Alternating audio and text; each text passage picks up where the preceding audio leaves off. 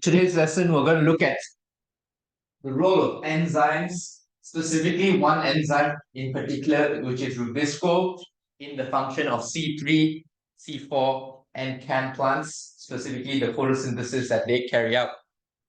So essentially, enzymes play a very important role in the process of photosynthesis in C3, C4, or CAN plants.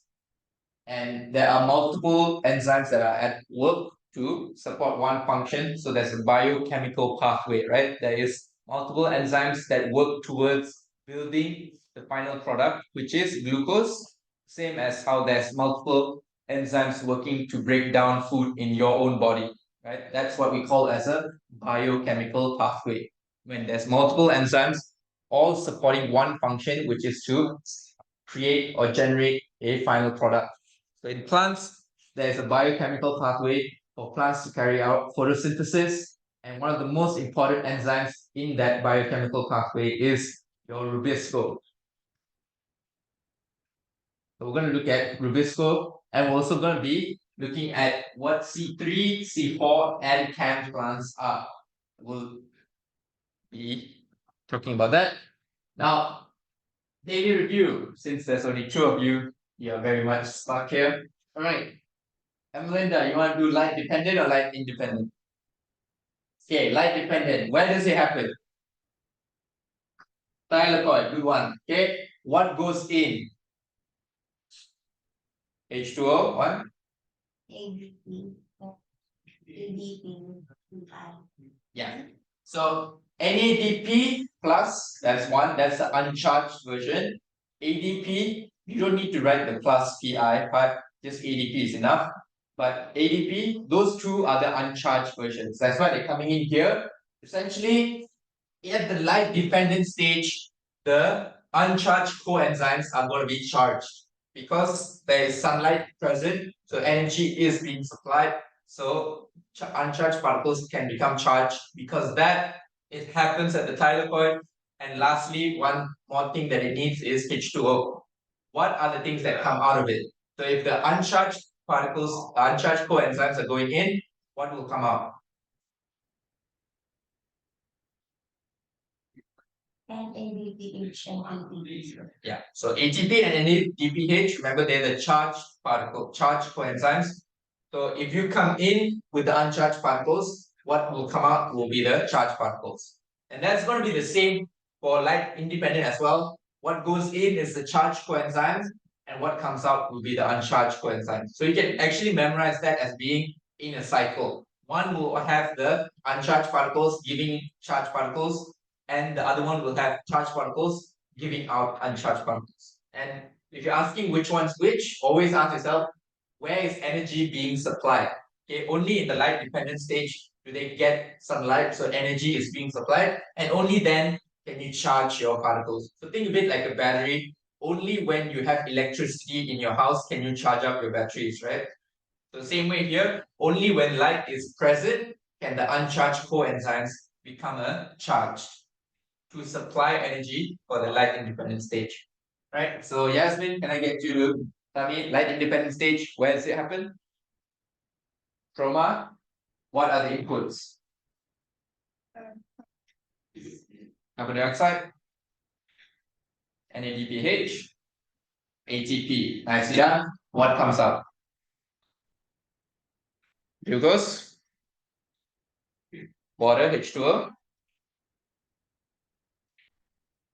Yeah, uncharged NADP plus ADP. Well done. Okay, so always just associate that idea, the charged coenzymes versus the uncharged coenzymes, and you can get through it. All right, well done. Your glossary task. So, which one of the following statements about photosynthesis in chloroplast is correct? They try to say incorrect. No, supposed to say is correct. Sorry, yeah. So, which one is correct? Can I get both of you to come up with an answer? Who thinks it's A? Who thinks it's B? Who thinks it's C? Who thinks it's D? Okay, none of you answered. That's all. Right. So let's just go through each one of them. Do you think it can be A? No. Why do you think it can't be A? What's your process of reasoning? Okay. First, the grana are the site of the light independent stage. Okay. So light independent stage, when does it happen?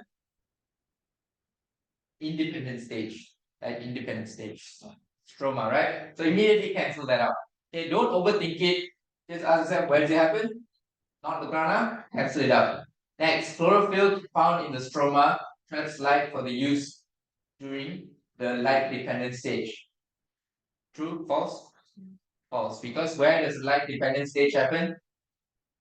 Thylakoids, right? So that's where the chlorophyll is found. Next, C. Light dependent stage produces ATP for use during the light independent stage. True or false? Okay, Amelinda, you say true? Yeah, Yasmin, do you think it's true? What do you think, Yasmin?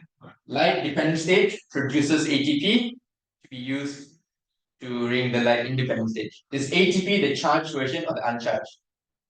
Charged, right? So charged version will be made during what stage?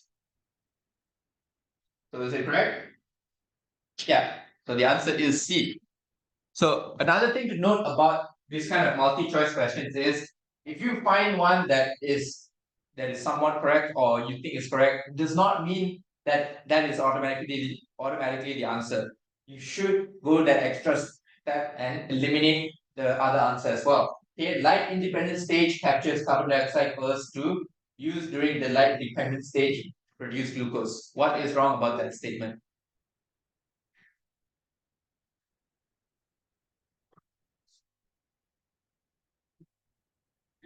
Okay, it says that the light independent stage captures carbon dioxide to be used during the light dependent stage. When is carbon dioxide used? Light dependent or light independent?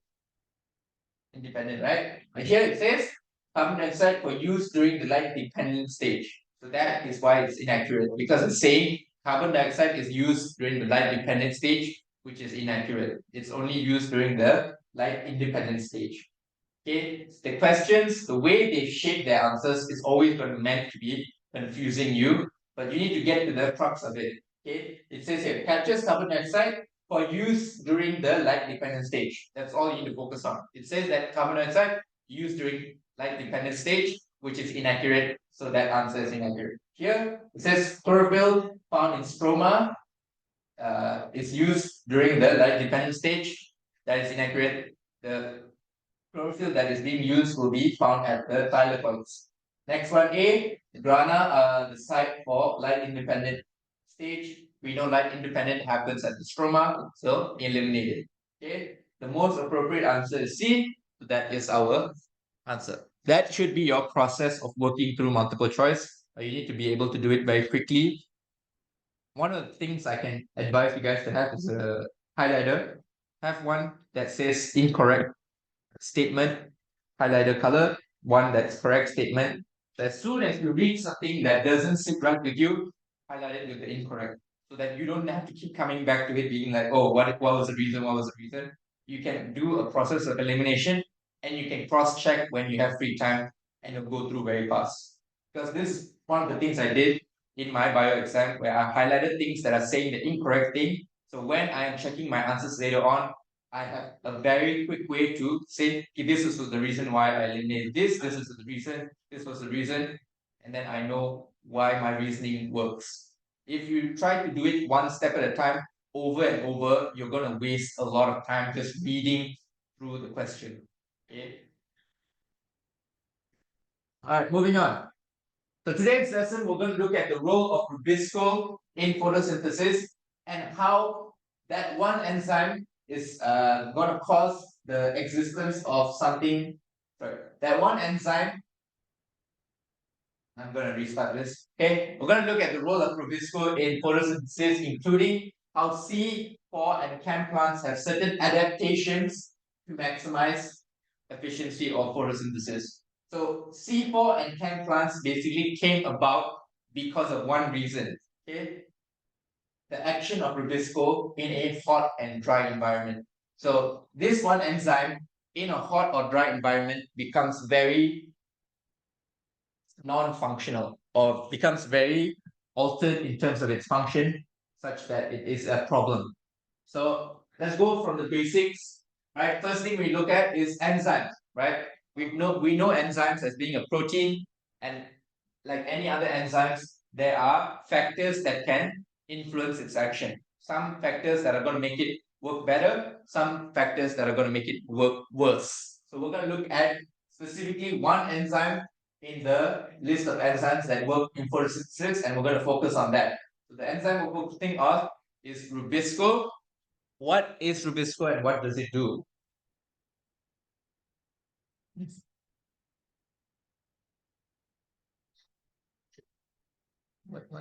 The Calvin cycle is the second set of reactions in photosynthesis. Yeah. Since we've already watched this video already, I'm just gonna move on. Do you guys think you need to watch the video again? Through the light independent reactions. Sometimes the Calvin cycle is called the light independent reactions, or even the dark reactions. Alright, do you guys think you need to watch the video on the Calvin cycle again? Yes or no? I'll assume yes. The cycle is the second set of reactions in photosynthesis. Alright, essentially this is the second stage Calvin cycle. Remember, there are two stages to photosynthesis, the light dependent and then the light independent. Another name for the light independent is the Calvin cycle. The first stage, if you had to summarize it into one thing, is that it generates charged coenzymes ATP and NADPH, and also gives a product of oxygen. Okay, that are the key things to take away from the first stage. And once those charged coenzymes have been released into the stroma, they will undergo the second stage, which is the light independent reaction. So it all starts with the carbon dioxide, which is one of the reactants, binding to the Rubisco enzyme. Okay, notice how many carbons does one carbon dioxide molecule have? How many carbons does it have?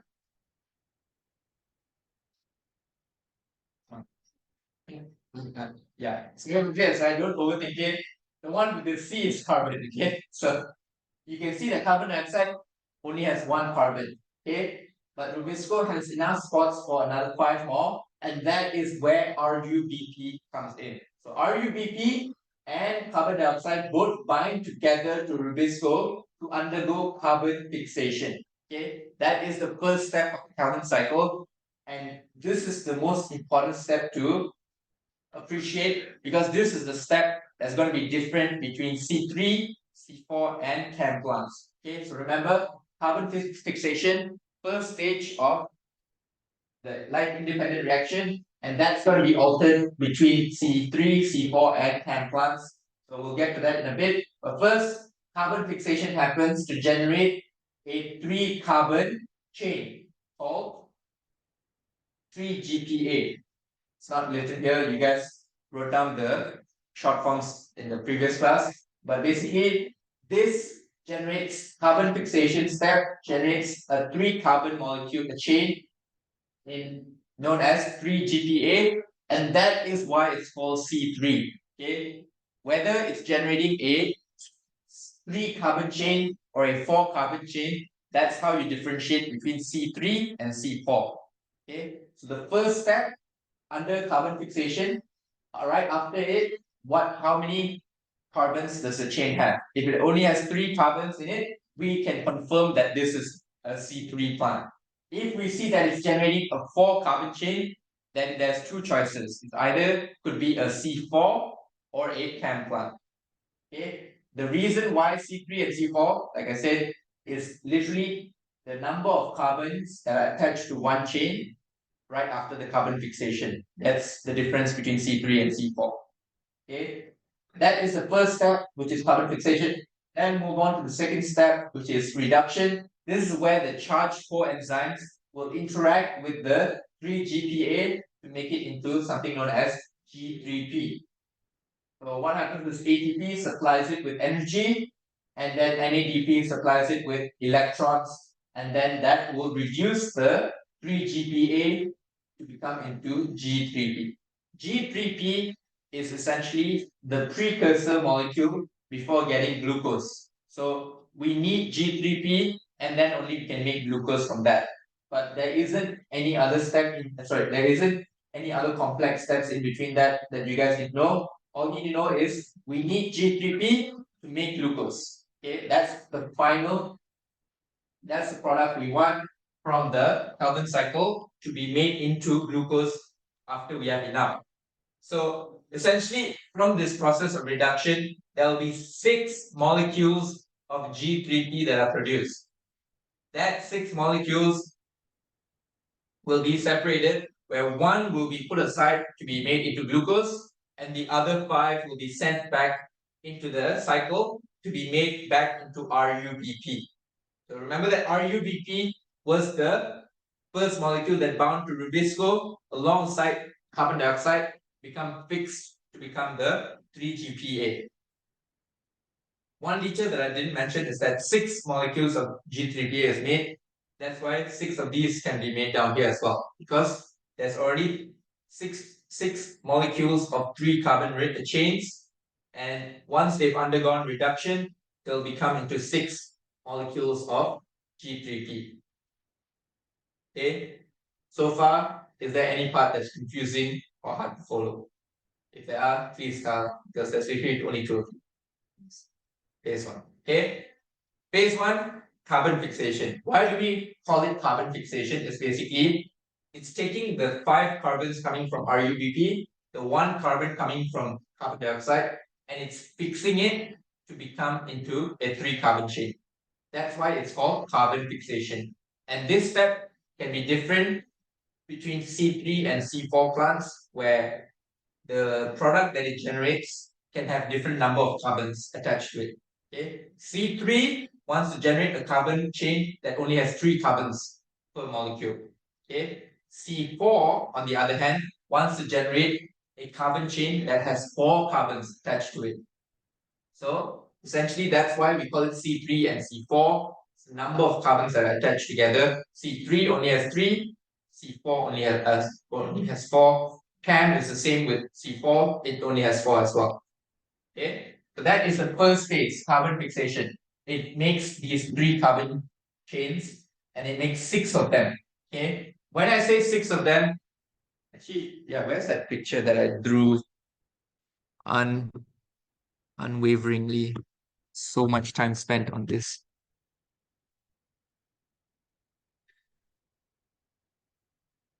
Sorry for the delay, just a sec.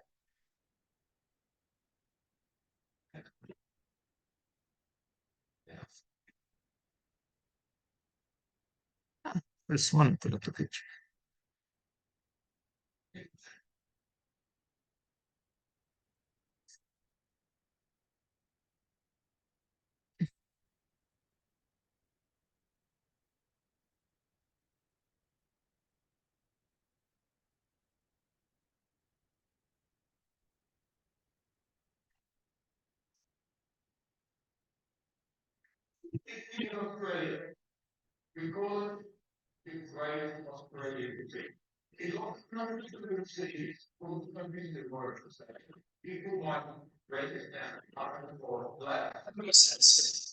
Yeah.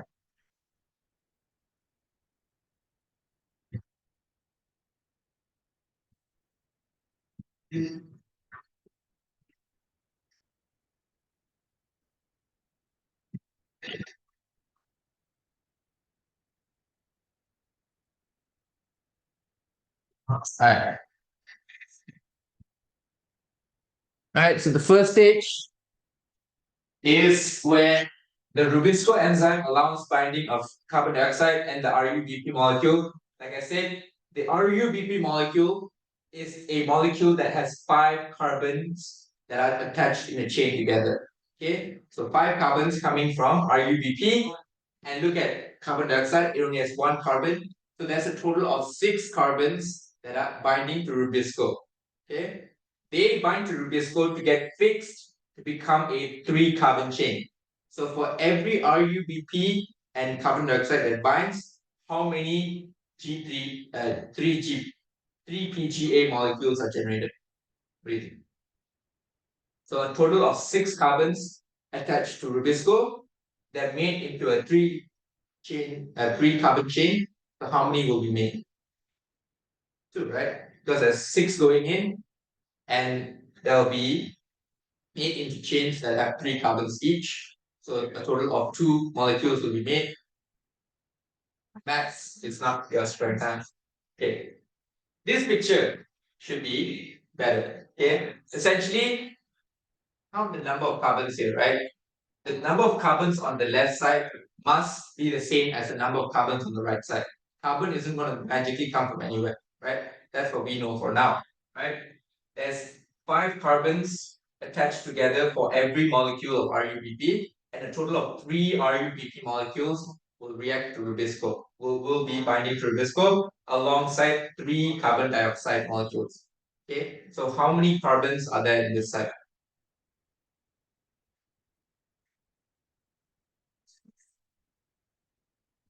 6, are you sure? How many carbons does this one have? 5, right?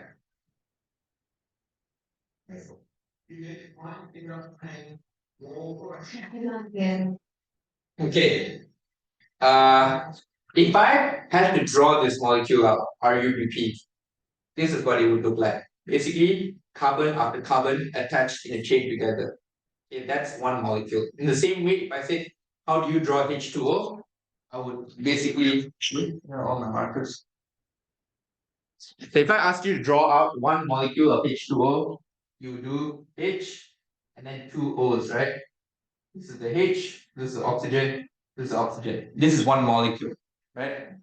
So one molecule of RUBP basically has a carbon attached to a carbon, attached to a carbon, attached to a carbon, attached to a carbon.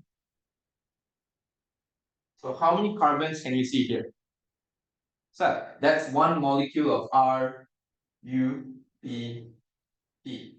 Okay, so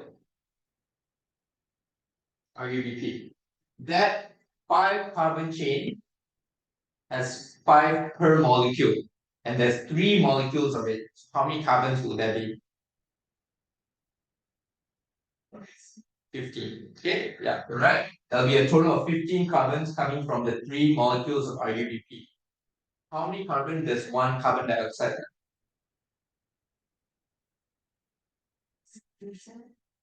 It's CO2. So how many carbons do you see? 1. That's it. Okay. Don't know about though. It's even in the name itself, right? CO2. So C only has 1, oxygen there's 2.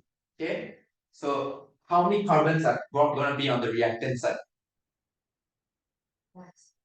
No, total from Rubisco and carbon dioxide. You said 15 here. 3 is coming from carbon dioxide. So what's the total if you add them up? 15 plus 3. 18. Yeah. So 18 is on the reactant side. They will be made into 3 PGA molecules. So that's a molecule that can only have 3 carbon per chain. So if 18 carbons are made into chains of 3, how many molecules will it be made? 6. That's why we say 6 3GPA molecules. Right? It might seem like very complicated math. All that you need to require to know is that the same number of carbons will always be on the left and the right. Okay, it's just that how they are arranged together. Sometimes it can be in RUBP, which are 5 carbon chains. Sometimes it can be in PGA, 3 PGA, which are 3 carbon chains. Or sometimes it can be carbon dioxide, which is 1 carbon. But they all add up together to give the same number in the end, because it's the same number of carbon going in and out over and over. Okay, so like we said, first step is carbon fixation. 3 molecules of carbon dioxide, 3 molecules of RUBP bind to Rubisco, made into 6 molecules of 3 PGA. Okay, that 3 PGA needs to be reduced to become into G3P. So that's the final molecule we want to be made into glucose. We need to first reduce it by using ATP and the NADPH. They both, ATP donates its energy, NADPH donates its electrons, reducing the G3P, 3PGA into the G3P. That's the molecule we want.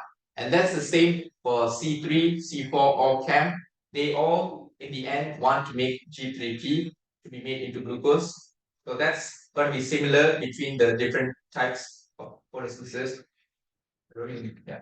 So each cycle generates a total of 6 G3P molecules. Remember, we started with 6 3PGA. Those are 3-chain carbons. That is reduced to make 6 G3P. So the number of carbons has not changed. All that's happened between this step and that step is that they've been reduced to become into a different molecule. But the number of carbons is still going to be the same. There's still going to be 6 3-carbon chains.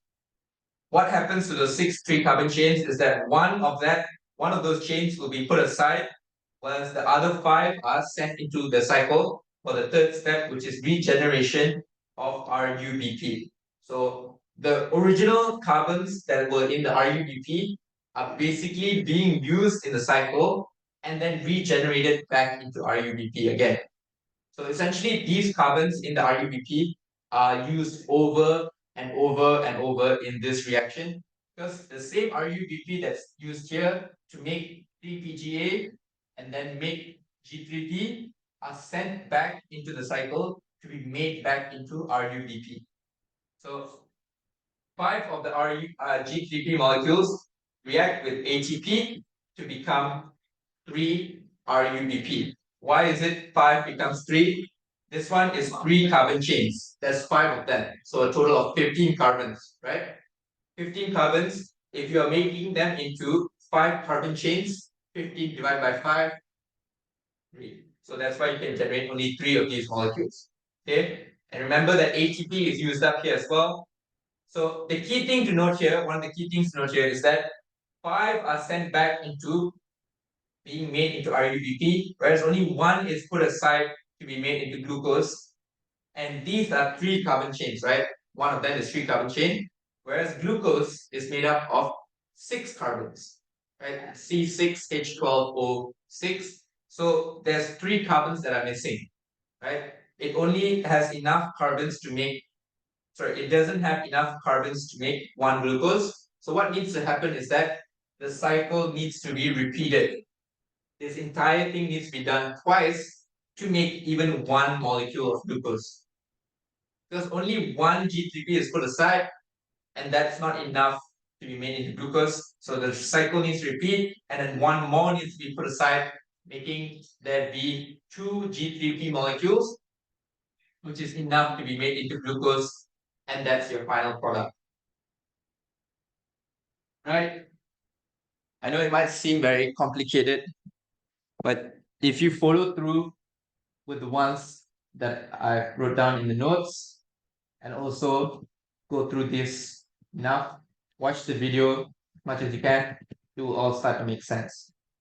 Right? Essentially, we need to move on. So I'm gonna go on. Okay. So far, we've looked at the Calvin cycle. We've looked at the different parts of the Calvin cycle, the molecules that are made.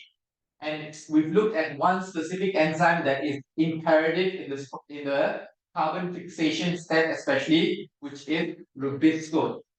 What is the problem of using Rubisco is that, like any other enzyme, it is affected by other factors. For example, one of the things that can affect any enzyme is inhibitor molecules. And the inhibitor molecule for Rubisco will be oxygen. Oxygen acts as the inhibitor that prevents the substrate, which is CO2, to bind to it. So remember where Rubisco is being used, right? Rubisco is being used in this first step up here, where carbon and RUBP bind to it. So what happens if an oxygen binds to it instead of carbon is that the first step of photosynthesis, carbon fixation, can't occur, so everything else fails. Remember, in a biochemical pathway, even if one step is missed or can't be done, everything that comes after that is basically affected, right? It can't be done properly or it can't be done at all. So when when oxygen inhibits Rubisco, a secondary reaction is triggered, which is referred to as photorespiration. Photorespiration is a reaction that is considered to be a wasteful reaction because unlike photosynthesis, which is actually generating glucose for the plant to be using, photorespiration is taking out energy. Okay, so it's actually using the energy that the plant needs, whereas with photosynthesis, it would actually be producing energy.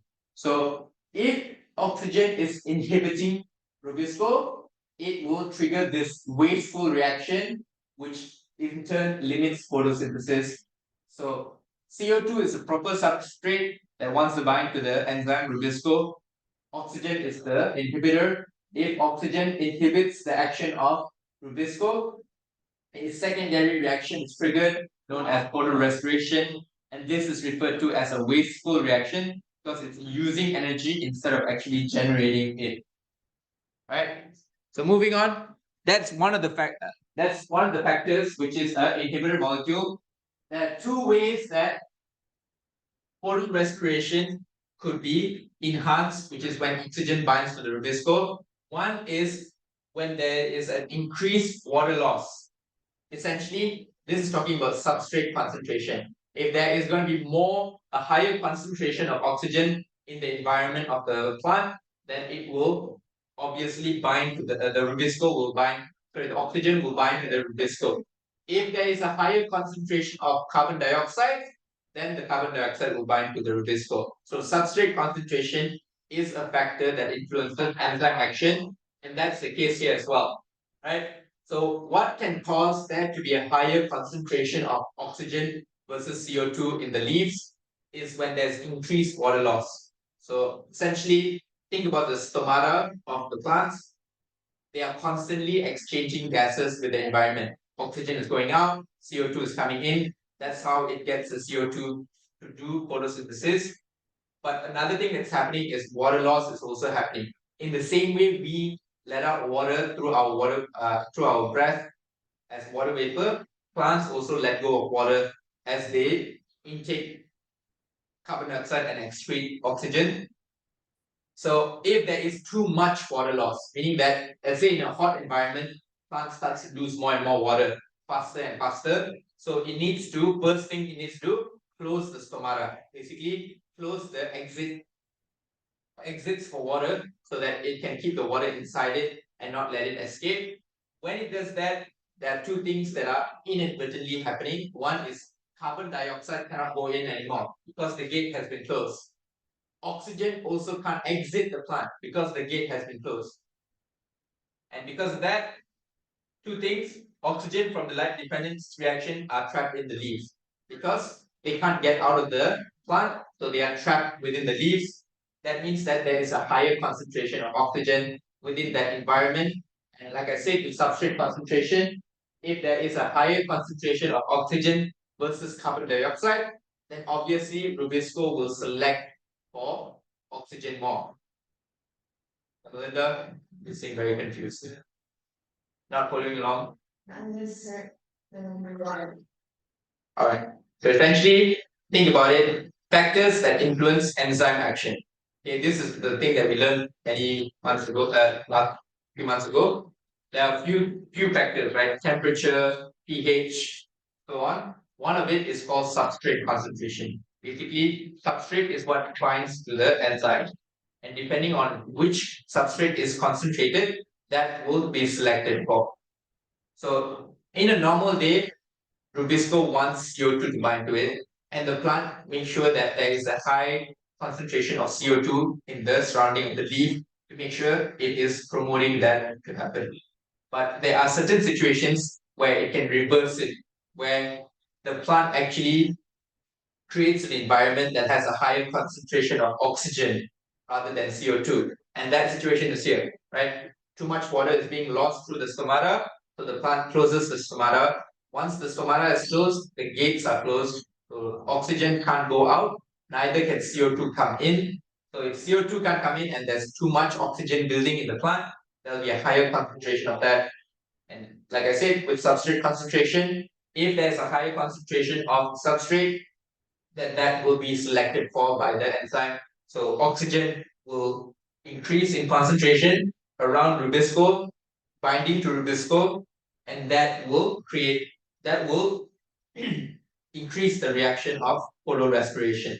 So remember, when oxygen binds to Rubisco, it triggers a reaction known as photorespiration, and that's the bad reaction because it takes energy, whereas photosynthesis gives energy. So this reaction is considered wasteful. So what situation can make it happen is increased water loss, and what situation can cause for increased water loss is a hot and dry environment. Okay, that is the first factor, substrate concentration. Now the second factor, oh actually, let's just look at this next slide. The second factor that affects the enzyme action of Rubisco is temperature. With the regular enzymes that you guys have looked at, the factor that we talked about when it comes to temperature is whether it's going to denature it or not, right? If it's too high, the enzyme denatures, becoming non-functional. But in this case, for the enzyme Rubisco, temperature also influences its affinity, meaning what is it attracted to. Usually, Rubisco has a higher affinity to CO2, meaning that it looks at CO2, it is drawn to the CO2. It has an attraction to the CO2, meaning that there is a higher chance that CO2 will bind to the Rubisco. But when the temperature is suddenly increased, the affinity for oxygen is higher when it comes to Rubisco, meaning that there's a higher chance that oxygen will bind to the Rubisco. Remember, in both situations, we do not want oxygen to bind to Rubisco because that triggers the wasteful reaction known as photorespiration. We don't want this to happen. This is actually a bad thing that's happening that will actually kill the plants because if enough of it happens, the plant won't be able to do enough photosynthesis, and that means the plant doesn't have enough food to live, eventually causing it to die off. So if enough of this is happening and enough photorespiration is happening, eventually the plant will die because it doesn't have any energy left. Any questions about this? So far, what we've talked about, photorespiration and the two factors that can increase photorespiration to happen, which is increased water loss, making the concentration of oxygen higher around Rubisco, causing more photorespiration to happen. Second condition is when Rubisco's affinity to oxygen is increased due to temperature increase, causing it to promote oxygen binding to Rubisco, causing more photorespiration to happen. Okay, substrate concentration and temperature. These are the two factors. All right. So if that is the case, right, if a hot and dry environment can cause plants to do photorespiration more than photosynthesis, why are there still plants being found in hot and dry environments? For example, how are cactuses alive? They're in one of the most hottest and driest environment out there, and yet they're still able to do photosynthesis and still able to survive. That is because over many millions of years, these T3 plants, right? These are your normal plants that you see around you. In fact, 85% of plants on the earth are going to be T3 plants, and they get their name, like I said, from the number of carbons that are coming out of the number of carbon in one chain that are coming out of carbon fixation, which is the 3-carbon 3-PGA. So over many years, plants realize that they need to be able to do photosynthesis in a dry or a hot environment, regardless, because they need to be able to evolve to those kind of environments. So that's where plants evolve adaptations against photorespiration. Okay, so essentially, C4 and CAM plants exist because they present adaptations against photorespiration. Okay, this is the important thing to make, is that if you were asked what is the major difference between C3, C4, and C chem plants, is that C3 does not have any adaptations against photorespiration, whereas with C4 and chem plants, they have adaptations to ensure photorespiration is not happening as much, if at all. Alright, so let's look at C4 first, right? C4, this is stuff like your corn plants and so on. The main difference, am I going to use it? Okay, the main difference in C4 plants compared to C3 plants is that they carry out the first phase, which is carbon fixation, in one cell, in a type of cell known as the mesophyll cells. And then the second stage, the remainder of the Calvin cycle is done in a different cell. Okay, so essentially, the site of the Calvin cycle is altered such that it's happening in two different cells. Okay, that is the feature of C4 plants. The photosynthesis that they carry out, specifically the Calvin cycle, is split into two different cells, where the carbon fixation step is done in the mesophyll cells, and the remainder of the Calvin cycle is done in the bundle sheet cells. That is C4 plants. Another thing is that, like I said, why is it called C4? Because from the carbon fixation step, a 4-carbon molecule is made, same like in G3, a 4-carbon chain molecule is made, and that is eventually made into the G3P that we need to make glucose. Okay, remember, C3 generates a 3-carbon chain after carbon fixation to be made into the G3P, whereas with C4, it makes a 4-carbon chain to be made into G3P at the end of the Calvin cycle to be made into glucose. Yeah, I feel like I need to rehash this again one last time. Right? Remember, carbon fixation is the first stage. First phase. And what it generates is either going to be 3-PGA for C3, or it's going to be a different molecule for CAM and C4.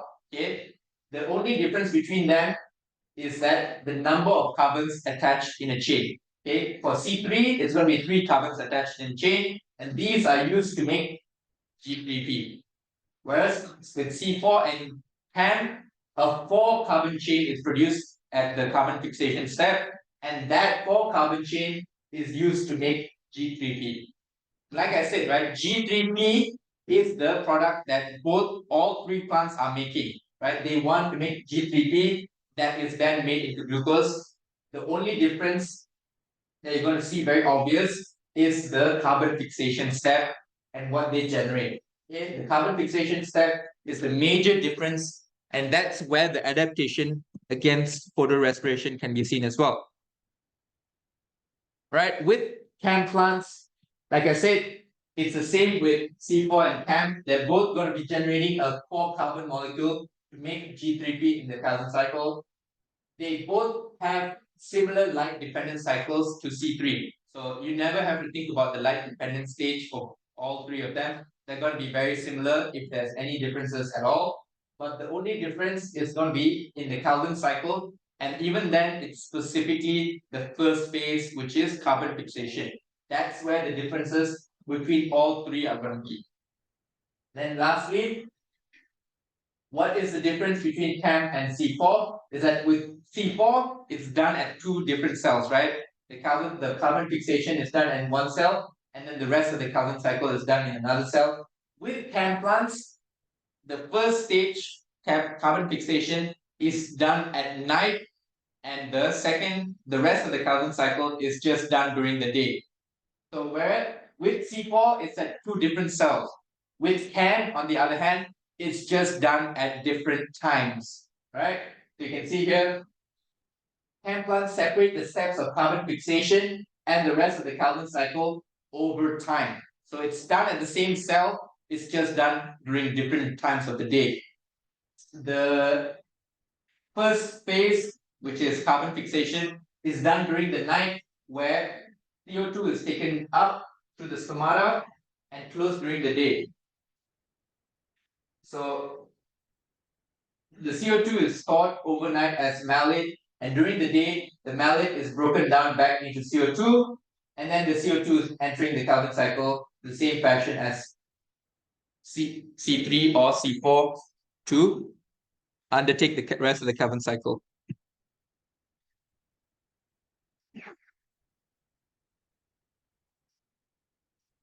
Photosynthesis is the process by which plants capture the energy of the sun to make carbohydrates. There are minor variations in how plants do this, depending on the environment in which the plant lives. In this tutorial, we'll look at the differences between the three types of photosynthesis: C3, C4, and candy. Most plants, around 85% or so, carry out C3 photosynthesis. As we will see, the name C3 has to do with the type of carbon molecule produced during the process. C3 photosynthesis occurs in the mesophyll cells of the C3 plant, which are located just under the surface of the leaves and other tissues. Let's take a quick look at how photosynthesis occurs in these cells. During C3 photosynthesis, CO2 is taken up and transported directly to the Kelvin cycle, where it's fixed into a 3-carbon molecule, thus the name C3. If the stomata are open, CO2 moves in and oxygen moves out of the cell. So this picture grossly oversimplifies carbon cycle.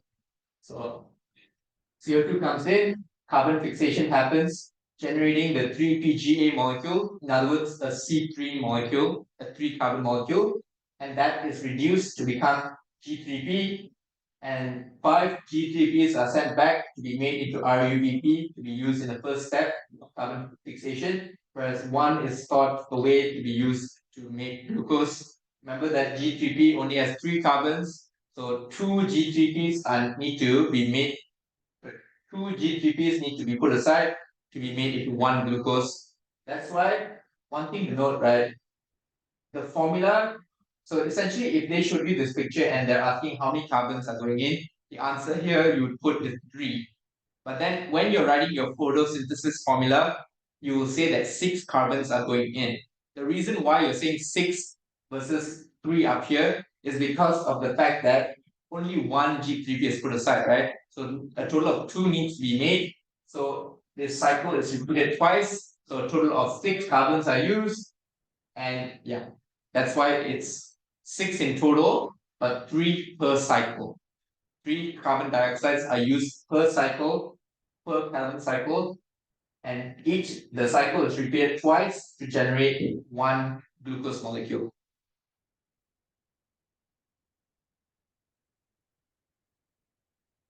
But under hot or dry conditions, when the stomata are closed, oxygen accumulates, which inhibits the amount of C3 that can be made. Some plants have evolved an adaptation that allows them to be successful in hot, dry conditions. These plants carry out C4 photosynthesis instead of C3 photosynthesis. During C4 photosynthesis, CO2 moves into the mesophyll cell and is immediately fixed into a 4-carbon molecule, thus the name C4 photosynthesis. But the anatomy of the C4 plant is different from that of the C3 plant. A somewhat simplified version of this process is shown here. In a C4 leaf, chloroplasts are located in mesophyll cells. They are also located in bundled sheath cells, which surround the leaf vein. CO2 moves from the mesophyll cells into the bundled sheath cells, where the Kelvin cycle occurs. This shields the plant from the oxygen buildup that would otherwise occur when the stomata are closed during dry conditions. A second way of addressing the problem of oxygen is to change the timing of photosynthesis.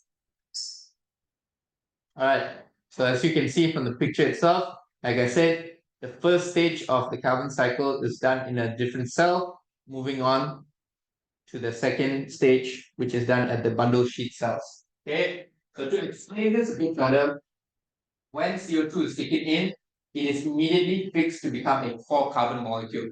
That 4-carbon molecule is a temporary molecule that is going to be kept in place until it can move into the bundle sheath cells. Once it can move into the bundle sheath cells, it will be broken down back into CO2 to undertake the carbon cycle. So after it's been broken down back into CO2 and absorbed into the carbon cycle, this will be exactly the same as C3. Okay, nothing will be different. It will be the same here. The only difference that you would see is what happens at the initial phase of fixing it into a C4 molecule and then being broken down into a carbon dioxide molecule once it enters the bundle sheet cells. Yeah, it's what it is. No, Oh, you never came. no, Is he even in school? it's meant to be. It's surprised to him. Okay. All right. So that's for C4, right? So remember C4, the biggest difference is that the stages of the Calvin cycle are split between two different cells. And that is the adaptation that it has to reduce photorespiration. The fact that the true Calvin cycle is done within this region of the leaf means that they'll be ensuring that there won't be a high concentration of oxygen in these cells. Okay, so photorespiration is prevented. If all of them are done in the same cells, so if the stomata is closed, there'll be a higher concentration of oxygen promoting photorespiration. But by having them doing the Calvin cycle in another cell, the carbon dioxide can be focused within this region and there will be a low concentration of oxygen within that region as well, meaning that photorespiration is selected against or photosynthesis is selected for. Okay. We'll get the explanation will make more sense as we go through the description later on, but just watch the video first. This shields the plant from the oxygen buildup that would otherwise occur when the stomata are closed during dry conditions. A second way of addressing the problem of oxygen is to change the timing of photosynthesis. This is called CAN photosynthesis, and in many ways it's similar to C4 photosynthesis, except that the timing of the process changes. During CAN photosynthesis, CO2 is taken up during the night, the stomata are open, and is fixed into a 4-carbon molecule. It's then stored until daylight as an intermediate molecule, which gives the CAN cycle its name. This adaptation allows photosynthesis to occur in drier climates than in both C3 and C4 photosynthesis. A great example of a CAN plant is the cactus. Let's do a quick review. During C3 photosynthesis, CO2 is taken up and transported directly to the Kelvin cycle. The C4 pathway alters the location of photosynthesis, and the CAN pathway changes the time. Both of these adaptations allow some plants to survive in environments that are less than ideal for the typical C3 plant. Yeah. C3 plant. All right. So I'll quickly go through this again, then we'll go into detail a bit. So remember, C3, C4, and CAN. Okay, all of them are doing photosynthesis. All of them are making G3P molecules to be made into glucose later on. Okay, that's the similarities that they have. The differences is how they conduct the Calvin cycle. So one major difference is the carbon molecule that is produced as a result of the carbon fixation step. With the C3, it's a 3-carbon chain produced known as 3-PGA. Okay, with the C4 and CAN plants, they generate a 4-carbon chain after the first phase of Calvin cycle, which is going to be known as malate, and that is then broken down into CO2 when it is ready to be used for the rest of the Calvin cycle. So when it's making those C4 molecules, it's just a temporary molecule to store the carbon from the carbon dioxide. Once the plant can do the Calvin cycle normally, either because the CO2 is going into a different cell or it's a different time of the day, that C4 molecule will be broken back down into CO2, which is then going to power the rest of the carbon cycle. Okay. Like I said, it'll make more sense as we go through the explanation. So if they ever ask you what are the adaptations for C4 to avoid photorespiration, is that the carbon fixation and the rest of the carbon cycle is done in 2 cells rather than 1. This means that carbon dioxide will be more securely pumped into the bundle sheet cells with minimized photorespiration. Because there's 2 cells that are conducting the carbon cycle, we can ensure that the second cell where the Calvin cycle is actually occurring, the bundle sheet cells get a very steady supply of CO2 to ensure that the substrate concentration of CO2 is always higher than the substrate concentration of oxygen. Okay, that is the first adaptation. That is the adaptation that C4 plants have to ensure that they don't do photorespiration. The adaptation that CAM plants have to ensure that they don't do photorespiration is that they undertake the carbon fixation step and the rest of the Calvin cycle at different stages. So it's done in the same cell, but different times of the day, so that it can undertake the Calvin cycle while also reducing the photorespiration that's happening. Another adaptation that CAM plants have to reduce photorespiration is also that they close their stomatas during the day. So remember, the stomatas are the gates for oxygen and carbon dioxide to come in and out of the plant. What CAM plants do is that they close that stomata during the day, regardless of what they need or what they don't need, as a way to produce photorespiration as well. What is this? Yeah. Alright. So let's look at a C4. This is everything like your corn, your sugarcane, your switchgrass, and also several weed species. So these plants are able to take a moderate amount of dry and heat. So think about growing crops like corn. They are exposed to a lot of dry and hot environments. They need to be able to undertake photosynthesis normally even in those states. That's why they have this adaptation. So like I said, right, in C4 plants, the initial carbon fixation and the remainder of the Calvin cycle are separated into 2 different cells. There are also other enzymes that are involved in this C4 photosynthesis. One of them is PEP carbolase. Okay? That PEP carbolase is the molecule responsible for converting carbon dioxide into the 4-carbon chain known as oxaloacetate, which is a molecule that's not ready to be used yet. It is converted into malate because that's a more stable version to be transported around the cell. Okay, this is an unstable version that can break itself down, so they need to be converted into malate, and that is oxaloacetate is converted to a different 4-carbon molecule known as malate, and that malate molecule is capable of being transported into the bundle sheet cell. So remember that the first stage, the carbon fixation, happens at the mesophyll cell, and the second stage happens at the bundle sheet cell.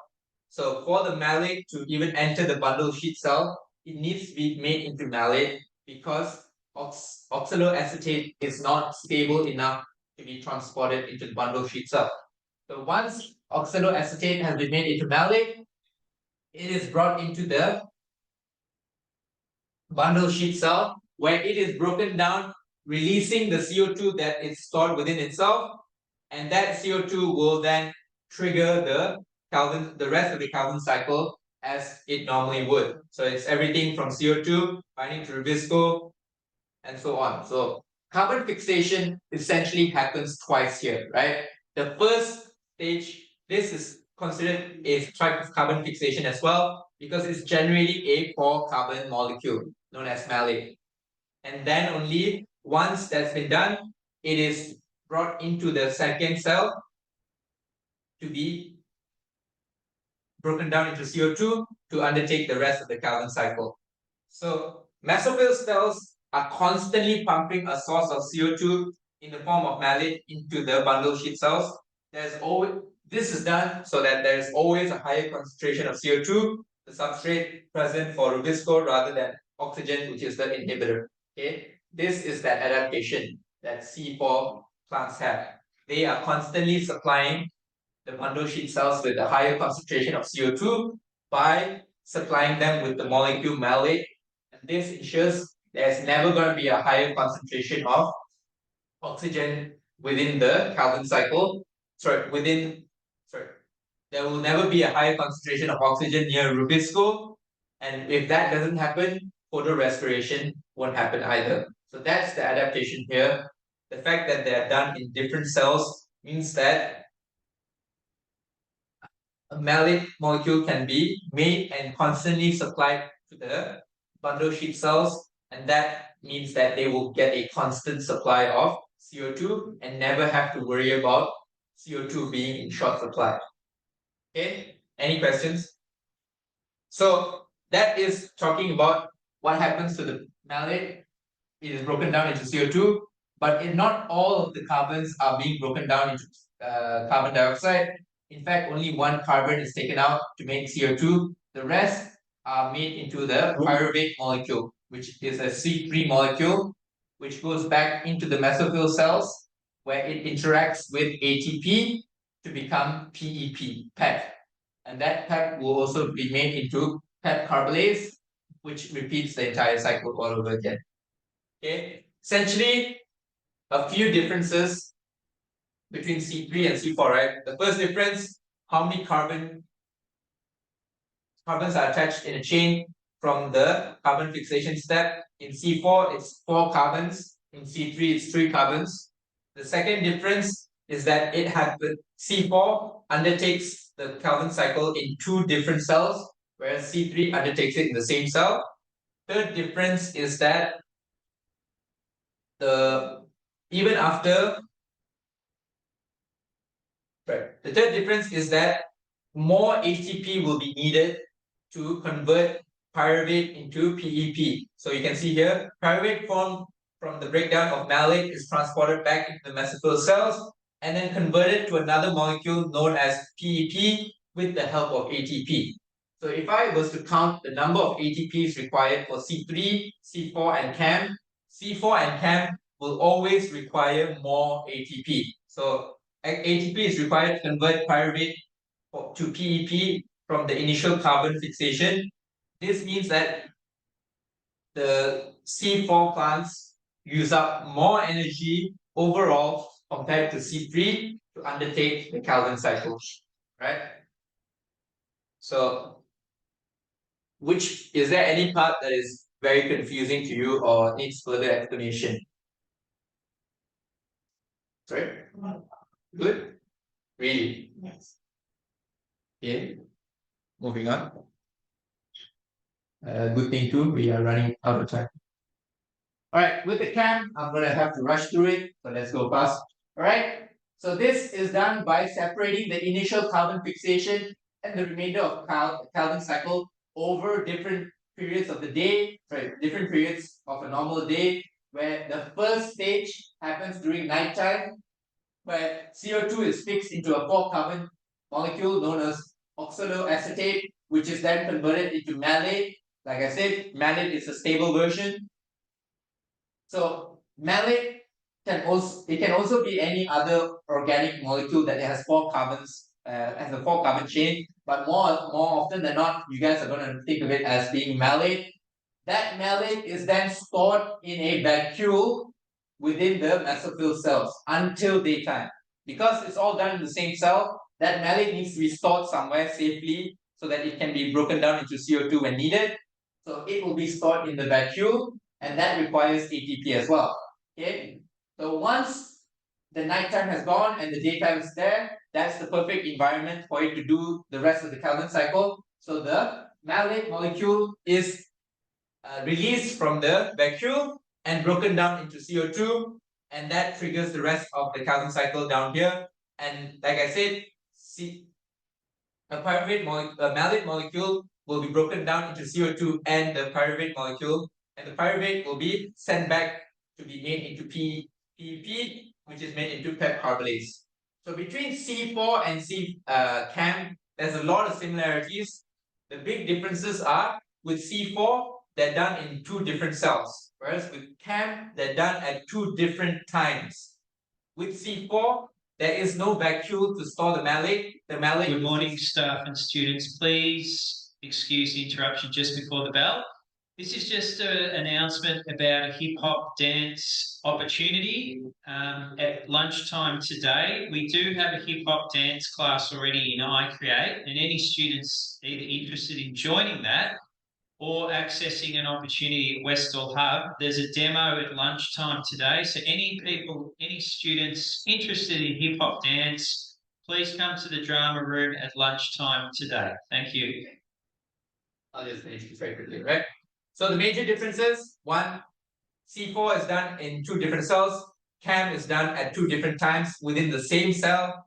C4 does not require a vacuole to store the malate. That malate is stored in the mesophyll cell and then transported into the bundle sheet cell for C4. Whereas with CAM, the malate is stored in a vacuole, and then when it is daytime already, it is released to be used in the rest of the Calvin cycle. Similarities between them is that both of them will generate a pyruvate molecule when it's broken down into when the malate molecule is broken down into CO2, a pyruvate molecule will be generated. That is a similarity. That pyruvate molecule will be converted to PEP, and that requires ATP for both C4 and CAM plants. And that's why ATP is required to convert pyruvate PP from the initial carbon fixation stage. So overall, C3 is less energy consumptious compared to C4 and CAM. Oh, also another thing to note is that these are all about adaptations to prevent photorespiration. Remember this, all these separation between times, separation between cells, all of it has one purpose, and that is adaptation against photorespiration. C4 has one adaptation, which is that it undertakes carbon fixation and the rest of the carbon cycle in two different cells, ensuring that there's always a constant supply of CO2 being supplied. With CAM plants, there are actually two adaptations.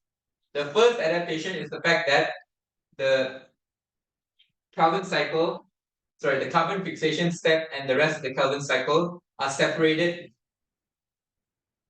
are done at two different stages of the day.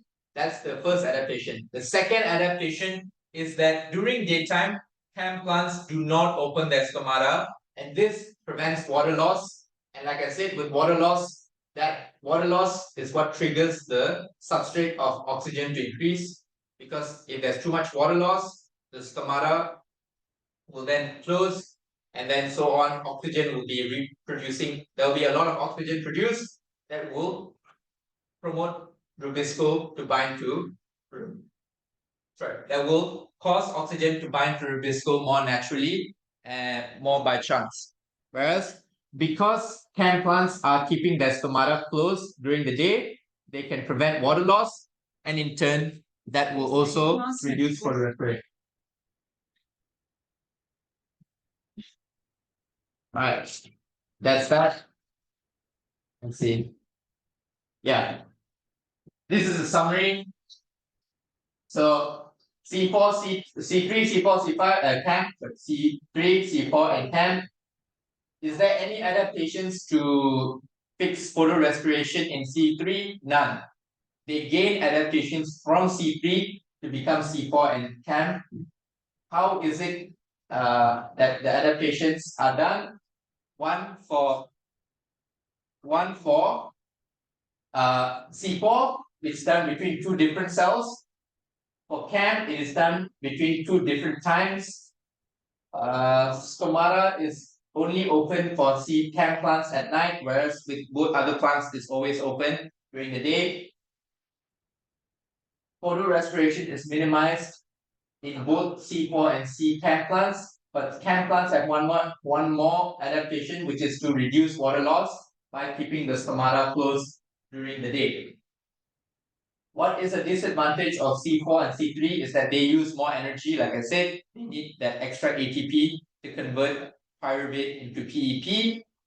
Whereas with C3, it does not use any energy, but a disadvantage obviously is that it does not have any adaptations to photorespiration. So it is more likely to experience photorespiration if it's exposed to a hot or dry environment. That's the case with most of the plants around us, right? If suddenly the environment got very dry or very hot, plants will start dying because of this one thing, right? Photorespiration will be promoted, meaning that not enough photosynthesis is happening, not enough energy is being made for the plants. In turn, the plants will starve and die. What other things? Yeah, so essentially C3 adapted to moderate, cool environments, not very hot, not very dry environments. C4 can withstand a hot and sunny environment, but cannot withstand a too dry environment. Whereas with CAM, since they have two advantages, which is to keep the stomata closed during the day and also undertaking the Calvin cycle in at two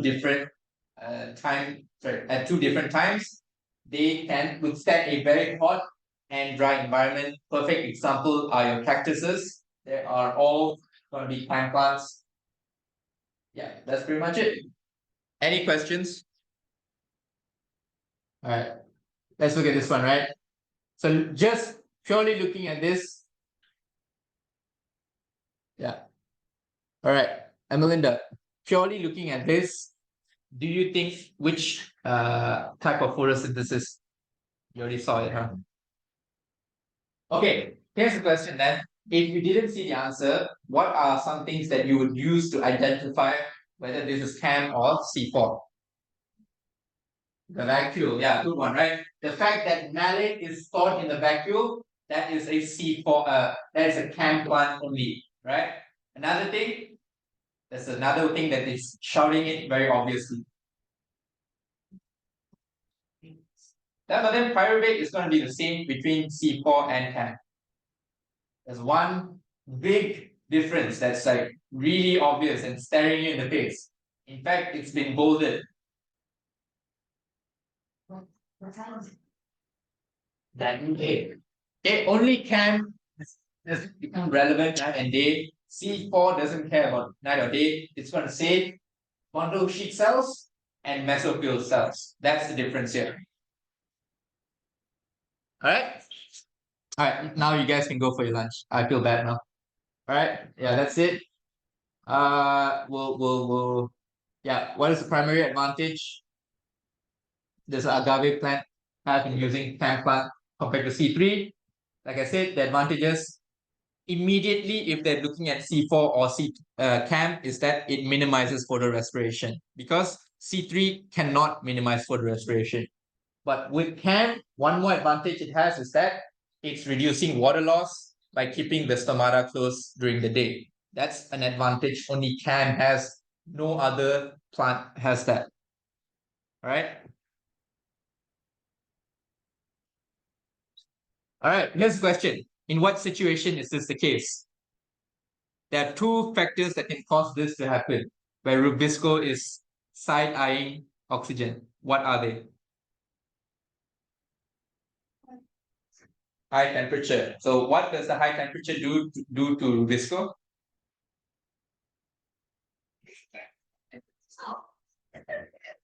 So that's another factor, right?